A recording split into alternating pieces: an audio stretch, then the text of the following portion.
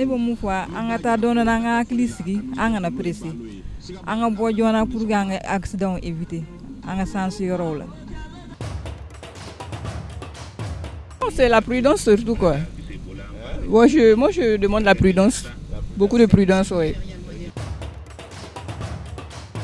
La période c'est spécial, donc par rapport à ça, il faut que la discipline soit maintenue parce que ça compte beaucoup, surtout si on jeté, ça c'est très cher pour tout le monde. Avec circulation facilitée quoi. Voilà. Ne bɛ ladilikan min fɔ bolimafɛntigiw ye an bɛ sunkalo la bɛɛ ka taa dɔɔni dɔɔni bɛɛ ka mobili boli dɔɔni dɔɔni i ka moto boli dɔɔni dɔɔni n'i b'a fɛ i ka s'i seyɔrɔ la joona i ka soli ka bɔ i ka so heure la i ka se bureau la heure la i bɛ t'i présenter bureau la i bɛ bɔ i bɛ t'i ka ci wɛrɛ kɛ mais e tɛ bɔ heure la e bɛ bɔ so retard la k'e ka vitesse ta ka se bureau la heure la o bɛ na ni incident ye o man ɲi. Ne kɔni bɛ min ɲini malien cɛ n'a muso bɛɛ fɛ bɛɛ ka soli ka bɔ i ka so ka mobili boli dɔɔni dɔɔni ka moto boli dɔɔni dɔɔni ka se i ka baarakɛyɔrɔ la ka taa i taayɔrɔ la ne b'o de ɲini bɛɛ fɛ. Très simple, bɛɛ ka taa hakili sigi la dɔrɔn i presera cogo cogo i taara hakili sigi a ko bɛ ɲɛnabɔ quoi. Bɛɛ k'i yɛrɛ kɔlɔsi dɔrɔn i k'i yɛrɛ kɔlɔsi i k'i mɔɲɔgɔnw kɔlɔsi.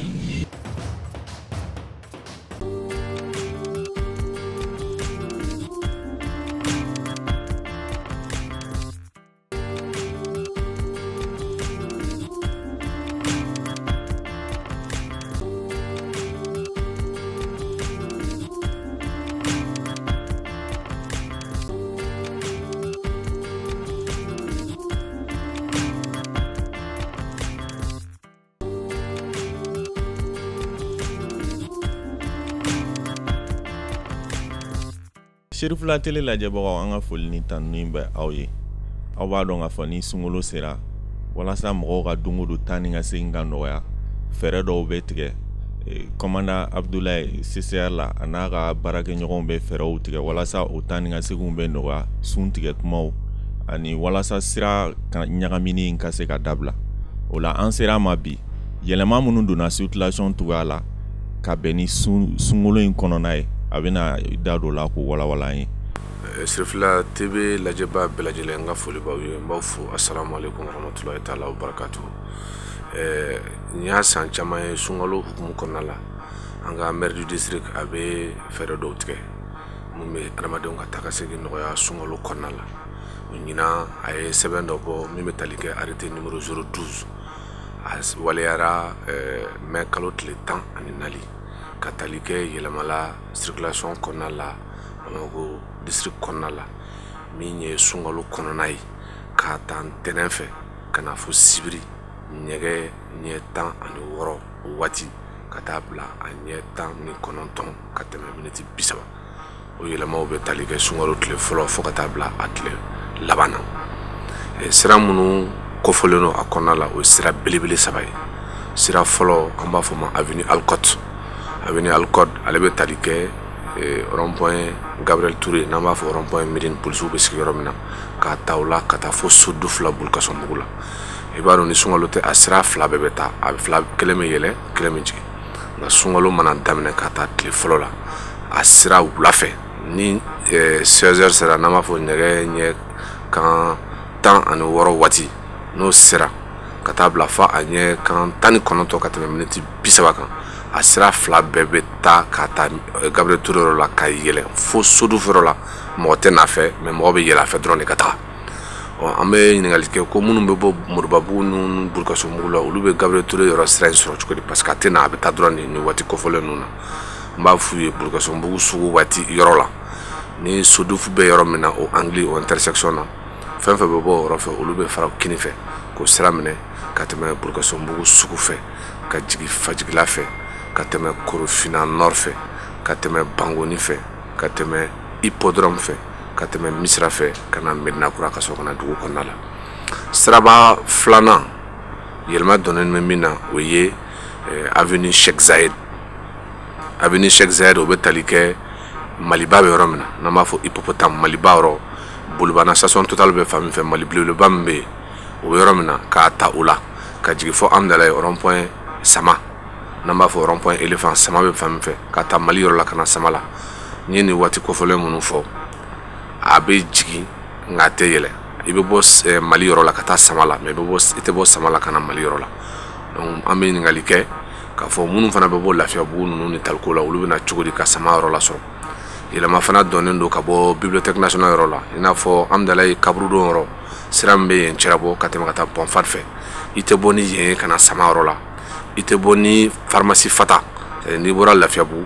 i bɛ se pharmacie min ma ye Numankuru fɛ n'o b'a fɔ ko pharmacie Fata i tɛ bɔ yen k'i tilen ka yɛlɛ i bɛ fara pharmacie Fata i Numankuru yan fanfɛla la ka rue Pavé ta ka don Bolibana kɔnɔna la ka tɛmɛ amdala ye mairie kɛrɛfɛ ka na bila Wolofabugu sugu la ka taa Jafarana kɔfɛ ka sɔrɔ ka taga o ye yɛlɛma filanan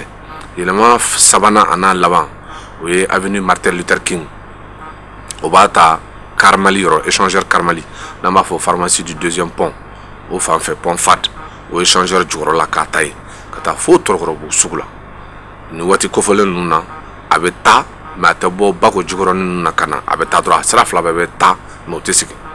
minnu bɛ bɔ Bako jukɔrɔnin ninnu na pour que olu bɛ se ka yɛlɛ sɔrɔ u b'a kɛ cogo di u bɛ fara u kini fɛ ka tɛmɛ commune 4 tribunal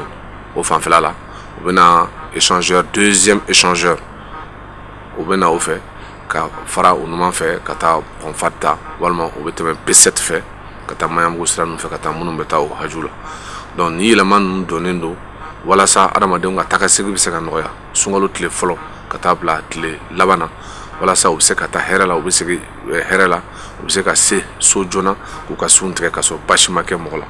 donc sariya minnu talen don a kɔlɔlɔ tan tɛ parce que i y'a kɛ cogo cogo i b'a sɔrɔ dɔw bɛ yen u b'a fɔ k'a man d'u ye donc an b'a fɔ k'a fɔ sɛbɛn min don a bɔra an ka maire de yɔrɔ an bɛɛ k'an jija an bɛna kunnafoni minnu da o tulo kan nin kɔfɛlen kɔfɛ donc bɛɛ k'a dɔn k'a fɔ nin wajibiyalen don bɛɛ kan nin waati kɔfɛlen ninnu na n bɛ se ka kan ka taa tɛnɛn na ka taa bila sibiri la olu don kɔfɛlen ninnu na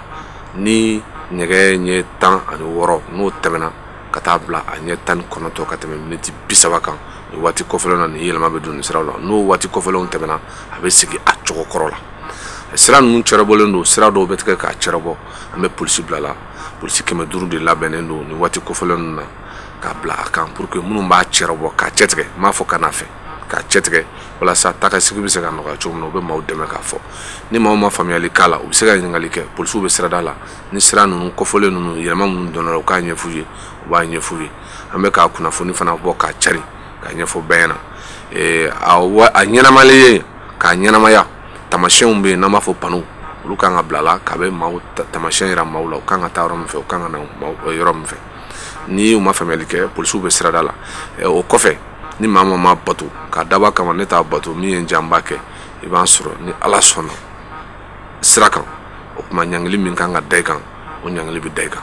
donc n b'a hakili la a tɛna so la an bɛ kalo min na kalo belebele de don bonya kalo don karama kalo don seli kalo don yafa kalo don an ma se ɲangili la an tɛ fɛ ka ɲangili kɛ an bɛ kunnafoni minnu fɔ u ka ɲɛnamaya ka waleya ka taa sira fɛ ka baara k'o cogo la waati ni kunkurun tile 30 dɔrɔn de don n'o tɛmɛna circulation bɛ sigi a cogo kɔrɔ la. Commandant Abdoulaye olu faamuna maintenant ne bɛ fɛ ka mun ɲini fɛ comme sunkalo de don heure dɔw mana se bolimafɛn bolila ka ca mɔgɔw togoyaw tɛ kelen heure dɔw mana se i n'a fɔ tile bin wagatiw dɔw dusu bɛ teliya dɔw fana ka yetaw bɛ dɔgɔya ladilikan jumɛn de b'i bolo k'a lase bolimafɛn bolilaw ma minnu ka tempérament bɛ yɛlɛ heure dɔw la. ni tile janyana kosɛbɛ dɔw hakili bɛ a bɛ cari dɔɔni su mana digi dɔw fana u bɛ dusuma kasa an b'a fɔ ko ala ko de don an tɛ ani su in kɛ mɔgɔ ye an b'a kɛ ala de n'an dalen b'a la k'a fɔ k'a bɛ kɛ ala de foyi man dɔgɔ foyi man bon ala ma donc an ka sabali an k'an muɲu ɲɔgɔn kɔrɔ n'an bɛna an kana dɔn dɔɔni n'an bɛ taa an ka taa dɔn dɔɔni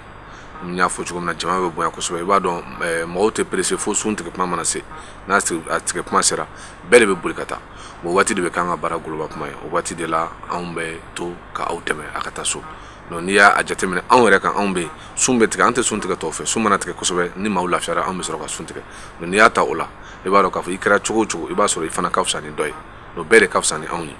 anw de bɛ circulation na a bɛ daminɛ ni anw de a bɛ laban anw de donc an mana mun f'u ye k'o kɛ n b'a ɲini fo k'a faamuya waati ni kunkurunin dɔrɔn don u ka sabali an ka mun ɲɔgɔn kɔ n'an ye sira di minnu ma u k'a tugu olu ka tɛmɛ u kana klaxon kɛ u kana dɔgɔyama kɛ u kana nɛni kɛ u k'a kɛ nin kalo belebeleba in barika kama u k'a kɛ u bɛ diinɛ min kɛ diinɛ min bato u k'a ko o kama u ka sabali nin waati in kɔnɔna la an k'a kɛ hɛrɛ la an k'a kɛ badenya la jamana in an ka hinɛ a la ala ka Mali kɔrɔta ala ka Mali dɛmɛ ala ka Mali sutura gɛlɛya bɛɛ lajɛlen yarabi ni sunkaloba in barika kama ala ka gɛlɛya bɛɛ ɲini ka bɔ an ka jamana kɔnɔna la ala k'an k'an yɛrɛ ta ye Cherifla télévision ɲɛbaaw baw fo n bɛ kuntigi yɛrɛ fo Usmane Cherif Madana Aidara n ka foli bɛ bɛɛ lajɛlen télévision lajɛla bɛɛ lajɛlen n ka foli b'u ye a baarakɛla bɛɛ lajɛlen n ka foli b'aw ye assalamu alaikum warahmatullahi taala wabarakatuh. Abdoulaye an b'i fo an bɛ i waleɲuman dɔn an b'a lawdɔnya k'a fɔ aw b'a dɔn k'a fɔ jɛmukan in kɔni dabɔlen don laɲini ye adamadenw ka taa ni ka segin bɛ se ka nɔgɔya u ma cogo min na accident ko bɛ se ka nɔgɔya cogo min na an ka wulikajɔ fanba bɛɛ lajɛlen y'o de donc nin ye sunkalo kɔnɔna ye labɛn minnu sabatilen don walasa taa ni ka segin bɛ nɔgɔya hakili la faamuyali caman sɔrɔla a la hakɛto bɛ nin kan sali ala muhamadu